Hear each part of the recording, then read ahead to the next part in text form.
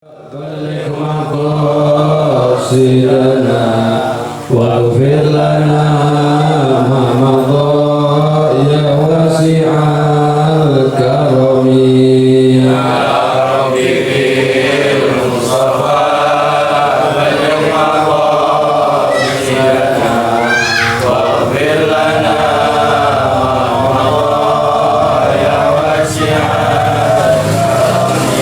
يا أكرم الخلق من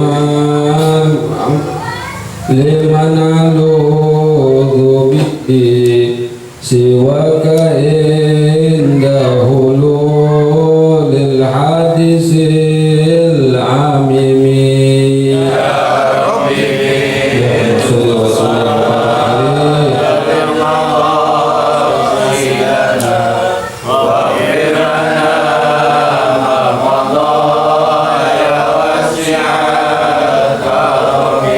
يا مولانا يا مجيب يا حاضرا لا يغيب توسلنا إليك بالحبيب تقضي حاجاتنا قريب يا ربي بالمصطفى بلغ مقاصدنا واغفر لنا ما مضى يا واسع الكرم اللهم صل وسلم وبارك عليه الفاتحة إلى روح صاحب المؤلف الإمام العلامة المحقق المحدث الإمام السيد علوي بن سيد عباس المالكي الحسني وإلى روح أبو يحيى المغفر بن عبد الحكم وإلى روح الحبيب محمد بن عبد الله وإلى أرواح جميع مشايخنا ووالدينا وعلى هذه النية وكل نية صالحة الفاتحة. أعوذ بالله من الشيطان الرجيم بسم الله الرحمن الرحيم الحمد لله رب العالمين الرحمن الرحيم مالك يوم الدين إياك نعبد وإياك نستعين اهدنا الصراط المستقيم صراط الذين أنعمت عليهم غير المغضوب عليهم ولا الضالين آمين. بسم الله الرحمن الرحيم الحمد لله رب العالمين وبه نستعين على أمور الدنيا والدين وصلى الله على سيدنا محمد وعلى آله وصحبه أجمعين. سبحانك لا علم لنا إلا ما علمتنا إنك أنت العليم الحكيم. رب اشرح لي صدري ويسر لي أمري واحلل عقدة من لساني يفقهوا قولي وسدد لساني بجاه النبي وعلي. قال المصنف رحمه الله تعالى ونفعنا به وبعلومه في الدارين آمين. At-tarhibu min katmil ilmi, ancaman bagi siapa yang mengerti satu ilmu, wa min an ya'lam wa la ya'mal, dan juga ancaman bagi orang yang faham, ngerti tapi dia tidak mengamalkan ilmunya.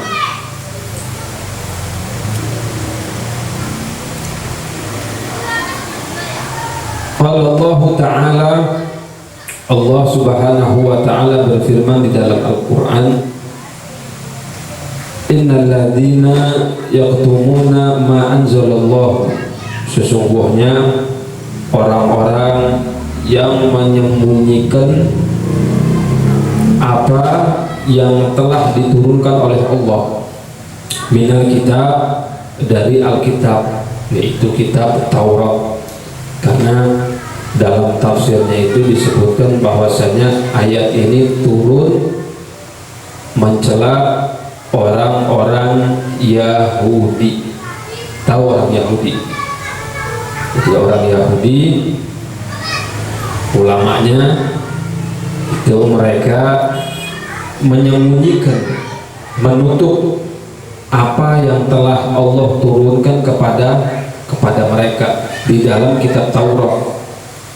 Apa yang mereka sembunyikan yaitu sifat-sifatnya Nabi Muhammad Shallallahu Alaihi Wasallam. Itu orang Yahudi itu. Makanya kalau ada orang yang sukanya ingin memadamkan Nabi kita Muhammad, ingin menyembunyikan semua yang sangkut paut sama Nabi Muhammad, nah itu udah ada zaman dulu gitu. Jadinya orang-orang Yahudi itu udah pertama kali mereka itu menyembunyikan sifat-sifat Nabi Muhammad, padahal sebelum itu mereka ini mengharapkan. Makanya sebelum Nabi Muhammad hijrah ke kota Madinah, itu di kota Madinah sudah banyak orang Yahudi yang berdomisili di situ. Udah banyak tuh orang-orang Yahudi di kota Madinah, yang mana dulunya namanya Yathrib. Jadi sebelum Nabi Muhammad hijrah ke Madinah, nama kotanya apa? Yathrib. Kota Yathrib. Nah itu udah banyak Yahudi. Kenapa? Karena mereka udah tahu, disebutkan di kitab Taurat. Dan mereka juga kalau misalnya perang sesama kabilah, kalau mereka kalah nih, orang Yahudi lagi perang kalah, mereka ngancem, tahu ngancem, lagi kalah nih, awas lo katanya orang Yahudi, ntar bakalan turun seorang nabi dari di akhir zaman, nanti bakalan aku bantai kamu semuanya. Begitu kata orang Yahudi. Karena perkiraan dia Nabi kita Muhammad Sallallahu Alaihi Wasallam itu lahir dari klan mereka, tapi ternyata enggak kan? Soalnya para nabi itu dilahirkan dari klannya ke atasnya itu ke orang Yahudi. Dari Nabi Ishak. Jadi nabi-nabi itu kebanyakan kan lahir di Palestina, keturunan dari Nabi Yakub. Makanya Nabi itu dari Nabi Allah Ishak ke bawah itu Nabi Isa, Nabi Musa. Nah itu keturunannya dari apa? Dari Bani Israel. Makanya ketika disebutkan Nabi akhir zaman, mereka kira dari mana? Dari klan mereka. Ternyata kan enggak. Pas Nabi Muhammad lahir di mana? Di kota Makkah. Dan ternyata Nabi Muhammad dari keturunan Nabi Ismail, bukan dari keturunan Nabi Ishak. Nah dari situ mereka kesel, dari situ mereka gede, yang aturan mereka pengen bangga enggak jadi. Makanya dari situlah mulai itu sifat-sifat Nabi Muhammad diumpetin. Kitab Taurat yang di situ menjelaskan Nabi Muhammad dihapus, diganti sama siapa? Sama ulama-ulamanya orang Yahudi itu. Di antara tujuannya apa? Mereka takut katanya. Takut apa? Pertama, mereka punya kepemimpinan bakalan hilang. Karena takut orang-orang nanti kabur, bakalan kemana? Mengikuti Nabi Muhammad. Dan kedua, mereka takut apa? Takut nanti urusan finansial mereka itu bakalan berkurang karena pengikut mereka itu lari kemana? Ke Nabi Muhammad Shallallahu Alaihi Wasallam. Padahal Nabi Muhammad nggak begitu. Nabi Muhammad tuh orangnya nggak begitu. Nabi Muhammad tuh orang yang masuk Islam, kalau memang dia pemimpin tetap dihormati dengan Nabi Muhammad jadi pemimpin. Jadi nggak terus ada orang di luar Islam, ketika dia masuk Islam terus jadi hina, enggak. Jadi yang pemimpin tetap dia dimuliakan sama Nabi Muhammad, statusnya tetap dia pemimpin di gobilahnya, di kampungnya. Nah itu orang Yahudi begitu sifatnya tuh. Wa yasdaruna bihi samanan qalila, dan mereka menukar. Tadi itu sifat-sifat Nabi Muhammad yang mereka ketahui dengan harga yang sedikit, dengan urusan dunia yang sedikit. Ulaika ma yaquluna fi butunihim illa nar. Itu mereka tidak memasukkan dalam perut mereka melainkan api neraka. Artinya mereka yang mereka lakukan itu adalah menjadi penyebab mereka menjadi masuk neraka.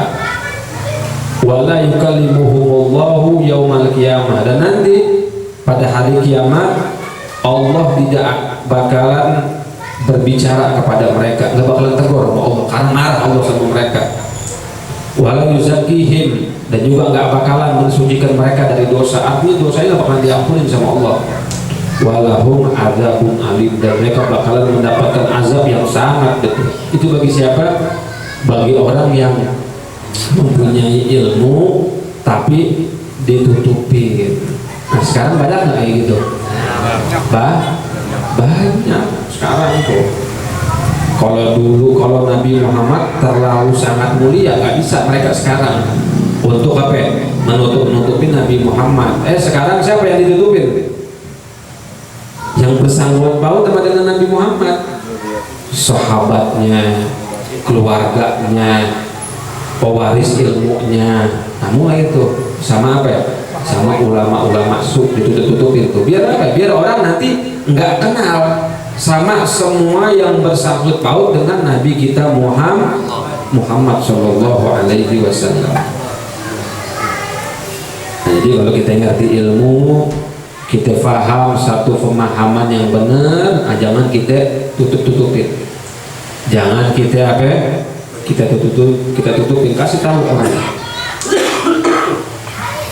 An-Nabi Hurairah radhiyallahu anhu, dari sahabat Abu Hurairah, semoga Allah Subhanahu wa taala meridainya, anna Rasulullah sallallahu alaihi wasallam qala, bahwasanya Rasulullah sallallahu alaihi wasallam bersabda, man su'ila an ilmin, barang siapa yang ditanya satu ilmu, yaitu ilmu urusan agama, ilmu urusan tentang halal dan haram, dia ditanya yang berkaitan dengan akidah, fakatamahu, lalu dia tutupin untuk ilmu tersebut, dia tutup, dia nggak kasih tahu orang supaya orang itu mengerti, maka uljima yaumal qiyamati birijamin minnar, maka dia bakalan diikat seperti apa kalau kuda tuh,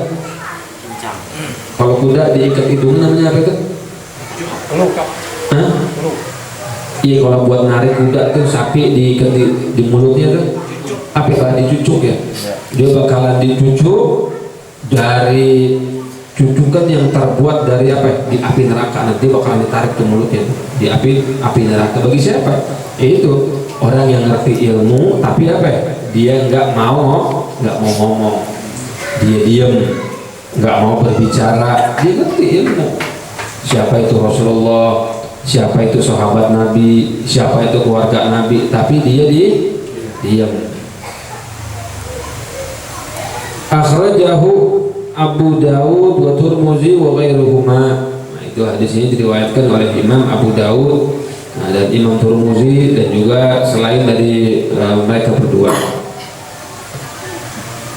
Wa akhraja Muslimun wa ghairuhu, dan Imam Muslim meriwayatkan, dan juga selain beliau, annahu, bahwasanya Rasulullah sallallahu alaihi wasallam bersabda, Allahumma, ini doa Nabi ini, Allahumma, ya Allah, inni a'udzubika min ilmin la yanfa. Jadi kalau Nabi Muhammad udah berlindung, Nabi Muhammad pengen dijauhkan dari sesuatu tersebut, maka kita bisa tahu bahwasanya apa?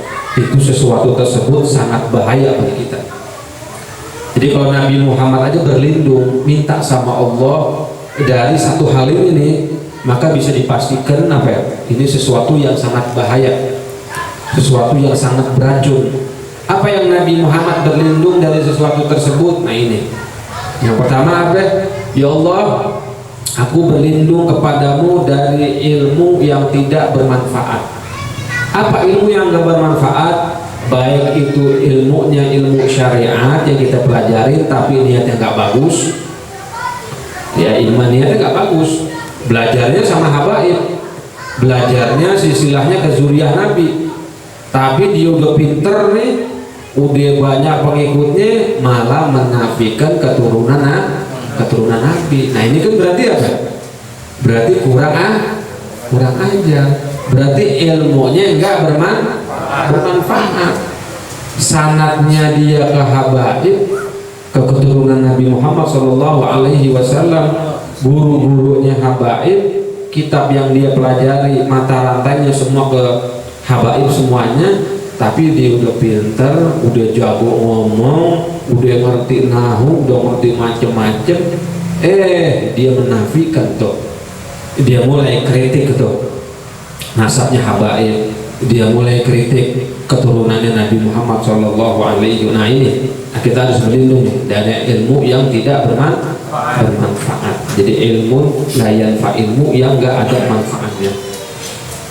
Atau juga tadi ilmu syariat, atau juga ilmu yang emang gak ada kepentingannya.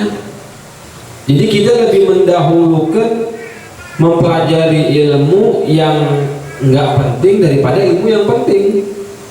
Sebagai contoh, kita orang nih, para pemula yang baru-baru kenal majelis, nah, kita ini yang paling penting bagi kita mempelajari apa? Mempelajari yang paling penting gimana caranya sholat yang benar, gimana sholat kita yang benar nih. Nggak usah kejauh-jauhan, nggak usah belajar yang apa, yang tinggi-tinggi, ya kan? Baru bab cebok aja yang nggak ngerti, wudhu aja dia masih nggak ngerti, sholat aja masih kadang-kadang salah. Oh ini belajar langsung yang tinggi, langsung apa? Quran dan hadis. Nah ketinggian kayak gitu.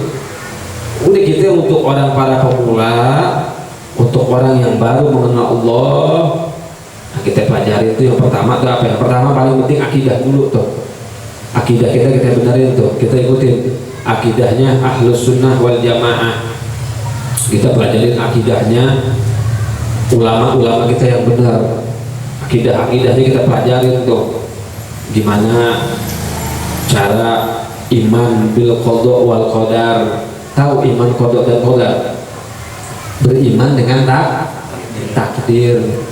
Kita meyakini bahwasanya apa? Semua yang terjadi ini murni dari Allah Subhanahu wa Ta'ala. Jadi makhluk itu nggak bisa memberikan mudarat, makhluk itu nggak bisa memberikan manfaat. Nah, makanya kita hilangkan nih keyakinan sifat-sifat pesimis, atau kalau bahasa Arabnya tasya'um, pesimis atau tiarah. Tiarah itu percaya dengan sesuatu yang sial. Mungkin kalau sekarang udah nggak ada kali ya. Ya tapi sebagian masih ada tuh. Nah, misalnya di rumah orang ada burung hantu. Oh tanda bakal nanti meninggal nih. Ya biasanya gitu ya. Atau gelas pecah, ya kan? Oh jangan-jangan saudara ada yang apa-apa nih. Padahal nggak ada sangkut pautan itu. Foto jatuh misalnya. Ya kalau sering nonton sinetron tuh biasanya tuh ada foto jatuh. Oh jangan-jangan saudara ada yang kenapa-kenapa nih. Itu nggak ada tuh. Itu semua udah dihapus sama Nabi Muhammad. Itu gak ada sangkut pautnya sama kejadian yang di dunia. Semua itu hanya tiarah. Apa tiarah? Tiarah itu anggapan sial. Gak ada tiarah itu. Jadi kita harus meyakini bahwasanya apa? Setiap kejadian yang baik, yang buruk itu apa? Dari Allah Subhanahu wa Ta'ala. Nah itu iman bil qada wal qadar. Masih banyak lagi ntar akidah-akidah yang harus kita benarkan. Terus lagi baru deh kita mempelajari tentang air, gimana cara wudhu yang benar, cara mandi janabah yang benar, gimana cara sholat yang benar. Antum nih kalau nggak tahu sholat yang kurang benar gimana, tanya sama ustadznya, tanya sama gurunya, kita pelajari. Nah itu yang paling penting pertama kali tuh. Biar apa ya? Biar sholat kita ini benar, biar wudhu kita ini betul. Jadi nggak sembarangan semuanya, nggak asal main apa, asal main tabrak aja, enggak. Semua ada aturannya yang udah diajarkan nama Rasulullah Shallallahu Alaihi Wasallam. Nah pertama tuh Nabi Muhammad berlindung dari apa? Dari ilmu yang tidak ada manfaat. Yang kedua wa min qalbin la yakhsha, dan juga Nabi Muhammad berlindung dari hati yang nggak punya rasa tawadu. Apa tawadu? Tawadu ini rendah hati. Nabi Muhammad berlindung tuh dari hati yang nggak punya rasa sifat tawadu, rendah hati. Bawaannya mau apa? Bawaannya mau sombong dulu. Jadi kan lucu gitu. Kalau ada manusia sombong, lucu. Dia lahir dari lewat kotoran, ya kan? Nanti lah mati jadi bangkai juga di kotoran juga. Dan manusia kalau kemana-mana bawa sepiteng, betul nggak? Mana bawa sepiteng dia. Terus apa yang mau disombongin? Nah, makanya sangat nggak masuk akal, sangat tidak logis kalau manusia itu sombong. Sehebat apapun ilmunya, sebanyak apapun hartanya, manusia nggak boleh sombong. Harus punya sifat namanya sifat tawadu tuh. Sifat rendah hati, bukan rendah diri ya, rendah hati. Beda tuh, rendah hati sama rendah diri. Orang kadang-kadang ada rendah diri, pura-pura nunduk aja, ya kan? Padahal di belakangnya apa? Ngomongnya. Nah itu namanya rendah diri. Tapi yang kita pengen bukan rendah diri, tapi rendah hati. Hatinya yang bermain di sini. Nah, kita diajarkan sama Nabi Muhammad berlindung dari apa? Dari hati yang enggak punya sifat tawadu, rendah hati. Wa min adiyatin la yustajabu laha. Yang ketiga, Nabi Muhammad berlindung dari doa yang enggak dikabul oleh Allah Subhanahu wa taala. Doa yang enggak dikabul sama Allah Subhanahu wa taala. Nah, tiga ini nih yang Nabi Muhammad minta perlindungan dari Allah. Nah kita juga harus doanya kayak gini, bagus nih doa Nabi Muhammad nih. Ya Allahumma inni a'udzubika min ilmin la yanfa wa min qalbin la yakhsha wa min adiyatin la yustajabu laha. Ya Allah, saya berlindung kepadamu dari ilmu yang tidak bermanfaat, dari hati yang tidak punya rasa tawadu, keras hatinya, susah terima nasihat, dan juga dari doa yang tidak diterima. Dan dalam riwayat lain ditambahkan wa min nafsin la tashba. Dan juga aku berlindung ya Allah dari nafsu yang nggak pernah kenyang, ada kenyangnya. Karena memang hawa nafsu kita ini nggak ada kenyangnya. Dan hawa nafsu ini pasti selalu ngajak kepada keburukan. Nggak ada hawa nafsu ini ngajak kepada kebaikan. Pasti kalau udah hawa nafsu itu keburukan. Makanya ada satu faedah dari ulama, kalau kita melakukan dosa sekali-sekali, jarang-jarang gitu misalnya, tapi melakukan dosanya itu dulu, nah itu masih kemungkinan yang godain kita setan. Namanya manusia kadang-kadang suka hilap juga, ya. Kalau kita jarang-jarang, tapi godaan itu mulu, cuma jarang-jarang. Nah itu yang goda kita berarti setan tuh. Tapi kalau sering dan maksiatnya itu mulu, nah itu bukan setan yang godain kita. Siapa? Hawa nafsu. Kalau itu udah hawa nafsu tuh, pokoknya maksiatnya itu tuh mulu dan sering. Nah itu berarti yang bermain siapa? Nafsu. Itu jangan setan kalau begitu. Setan juga kesini tentara sama itu. Kata setan, gua gak godain lu, itu hawa nafsu lu. Jadi perbedaannya kayak gitu. Perbedaan siapa yang menggoda kita ini setan apa hawa nafsu. Kalau setan itu jarang-jarang. Tapi kalau hawa nafsu sering banget, dan itu mulu maksiatnya. Nah itu berarti yang goda kita siapa? Hawa nafsu itu berarti itu. Soalnya hawa nafsu ini sudah terbiasa. Terus gimana nih cara ngilanginnya? Cara ngilanginnya cuma satu, dilawan deh, nggak ada cara lain. Caranya harus dilawan. Kalau ente lawan sekali, nanti keduanya bakal enteng, ketiganya bakal enteng lagi. Itu cara mengalahkannya. Makanya kata Imam Busiri itu apa? Wa nafsu katifli. Hawa nafsu ini seperti anak kecil. In tuhmilhu syaba'ala hubbir radai wa in taftimhu yanfatimi. Jadi hawa nafsu ini kayak anak kecil. Itu anak kecil kalau dari kecil emaknya enggak disapi itu dari netek sampai udah jenggotan juga netek terus nanti, betul nggak? Biar kata udah jenggotan udah ngerokok masih netek mamanya. Tuh, itu hawa nafsu, ibaratkan seperti itu. Tapi kalau umur 2 tahun si emaknya udah mulai mensapi itu anak, entah dikasih balsam atau dikasih yang pahit-pahit biar si anak ini gak demen, nanti si anak itu bakalan bisa meninggalkan nggak lagi nyusu sama orang tuanya. Nah jadi itu perbedaannya antara mana godaan hawa nafsu, mana godaan setan. Biar setan gak sendiri juga nanti, iya kan? Ntar nanti sedikit-sedikit nyalain setan mulu. Kata setan, gua gak ikut campur, salahin mulu, begitu kan? Nah, wallahu a'lam bissawab. Subhanakallahumma wa bihamdika asyhadu an la ilaha illa anta astaghfiruka wa atubu ilaik. Wa sallallahu ala sayyidina Muhammadin wa ala alihi wasallam walhamdulillahi rabbil alamin.